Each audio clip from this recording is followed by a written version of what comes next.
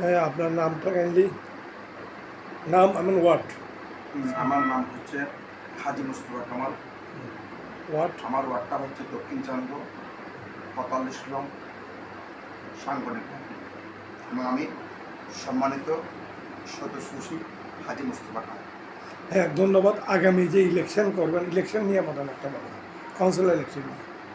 আসলে মূলত council election নিয়ে আমি একজন দলের তৃণমূল পর্যায়ের একজন উঠে আসা কর্মী। আমি দীর্ঘদিন যাবৎ এই দলের জাতীয়তাবাদী বিএনপির সাথে সম্পৃক্ত এবং দলের কর্মী হয়ে কাজ করে আসতেছি।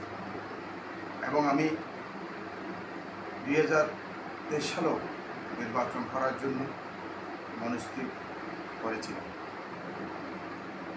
তখন আমার বন্ধুবর্গ এবং আমার শুভাকাঙ্ক্ষীরা আমাকে পরামর্শ দিয়েছিল, যেহেতু আমি তখন আমাদের পার্টি অফিস থেকে আমি ইয়াটা নিয়েছিলাম, কমিশনের ইয়াটা নিয়েছিলাম, ফর্মটা নিয়েছিলাম। তখন তাদের পরামর্শ ক্রমে আমি আর নির্বাচন থেকে সরে বা করিনি। এখন যেহেতু আমাদের একজন সরকার, জাতীয়তাবাদী সরকার, কৃষিবাস সরকারের থেকে মুক্ত হয়ে জনগণের সরকার প্রতিষ্ঠিত হয়েছে, আমাদের পার্টির চেয়ারম্যান কোটি যুবকের হৃদয়ের স্পন্দন, বর্তমান প্রধানমন্ত্রী তারেক রহমান, উনি একজন নতুনত্বের জন্য সবসময় বলে আসতেছে।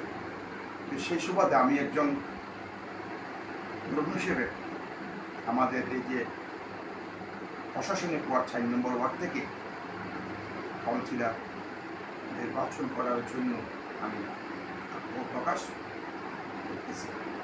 এটাই আপনার প্রত্যাশা? আমার প্রত্যাশা হচ্ছে, আমি যেহেতু আগে ৪ নম্বর ওয়ার্ডের আমি যুগ্ম সম্পাদক ছিলাম আগের কমিটিতে, যেহেতু বর্তমান চাঙ্গ ওয়ার্ডটা অত্যন্ত বড় হওয়াতে